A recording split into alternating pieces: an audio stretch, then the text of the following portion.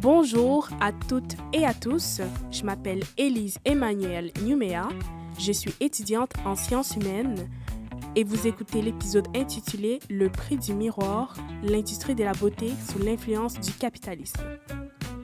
Avant de commencer, je tiens à préciser une chose importante. Pour ce balado, j'ai choisi d'analyser une enquête vidéo et une chanson. Cependant, par respect pour les droits d'auteur que je n'ai pas obtenus, vous n'entendrez pas les bandes sonores originales. À la place, je vais vous décrire précisément ces œuvres et analyser leurs messages pour alimenter notre réflexion. Aujourd'hui, on ne veut juste pas parler de maquillage, on veut parler de pouvoir, d'argent et de la façon dont on nous apprend à nous percevoir. On va essayer de comprendre comment nos visages sont devenus des marchés financiers et pourquoi, dans notre société actuelle, la beauté est devenue une obligation sociale. On va débuter par la description de l'enjeu. Pour bien comprendre l'ampleur du phénomène, il faut regarder les chiffres. L'industrie de la beauté génère aujourd'hui plus de 500 milliards de dollars par an. Mais le plus intéressant, c'est que ce marché ne se contente plus de sa clientèle habituelle. Pour continuer de croître, le capitalisme a besoin de nouveaux consommateurs. C'est pour cette raison qu'on voit une explosion du maquillage et des soins pour hommes. On n'est plus dans une simple tendance de mode, mais dans une stratégie économique mondiale. Avec les médias sociaux, les marques ont réussi à briser la frontière entre la publicité et la vie privée. Désormais, 41% des gens découvrent leurs produits de beauté directement sur leur fil d'actualité.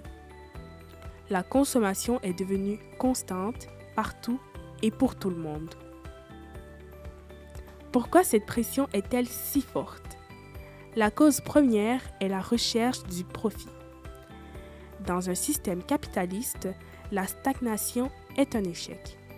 Les entreprises doivent donc créer de l'insécurité pour vendre des solutions. Les médias sociaux sont l'outil parfait pour cela. Avant, la publicité était claire.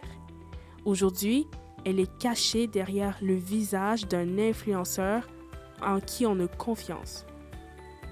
On ne nous vend pas seulement une crème, on nous vend l'appartenance à un groupe. C'est un puissant mécanisme qui transforme notre complexe physique en transaction bancaire. J'ai analysé pour vous une enquête de Slash Enquête sur le marketing d'influence. Ce qu'on y apprend est révélateur. Le terme influenceur a été inventé par des agences de pub pour transformer des humains en vecteurs de vente. Un petit fait intéressant est que beaucoup de ces créateurs détestent le mot influenceur car ils le trouvent malveillant ou péjoratif. Ils préfèrent dire qu'ils partagent une passion ou bien qu'ils sont juste des créateurs de contenu. Mais la réalité économique est là. Le marché a explosé en 10 ans parce que les marques ont compris qu'il était plus rentable de payer une personne populaire pour utiliser un produit devant sa caméra que de payer un panneau publicitaire. L'enquête montre donc que la passion se cache derrière des contrats très stricts et une manipulation des algorithmes pour nous faire acheter toujours plus de façon presque automatique. Quelles sont les conséquences de cette explosion constante? Elles sont lourdes. Environ 82% des femmes affirment que les médias sociaux ont modifié leur perception de la beauté. On ne se compare plus à nos voisins, mais à des images retouchées et filtrées qui n'existent même pas dans la réalité. Cela crée une pression sociale énorme. On finit par croire que pour réussir socialement ou professionnellement, il faut atteindre ces standards. C'est ce qu'on appelle le travail esthétique.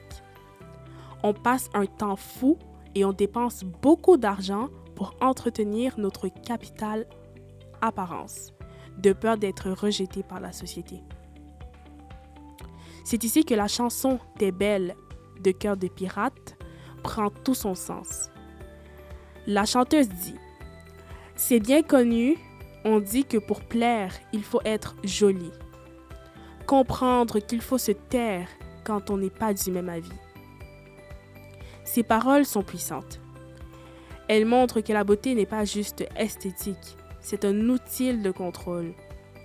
On apprend aux femmes et de plus en plus aux hommes que leur valeur dépend de leur physique et de leur capacité à rester dans la norme, à ne pas faire de vagues. Cœur de Pirate dénonce cette éducation qu'on reçoit dès l'enfance à travers les contes de fées et les films qui nous forcent à entrer dans un moule pour être aimés. Alors, comment sortir de ce cycle? La solution n'est pas seulement de bannir les produits, mais de reprendre notre pouvoir. On peut demander des lois pour identifier les photos retouchées, mais le plus important est l'éducation aux médias. Il faut apprendre à déconstruire ce qu'on voit, se rappeler que l'influenceur qui nous vante un produit est souvent un acteur qui suit un contrat. Reprendre le contrôle, comme le dit dans la chanson, c'est décider de sourire selon nos propres termes et non selon les besoins financiers d'une multinationale.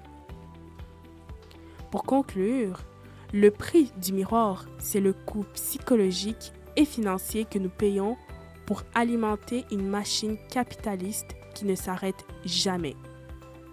Mais en ouvrant les yeux sur ces mécanismes, on peut choisir de ne plus être de simples consommateurs, mais des individus libres. Merci d'avoir été là. C'était Élise Emmanuelle Numea. Prenez soin de vous au-delà des filtres.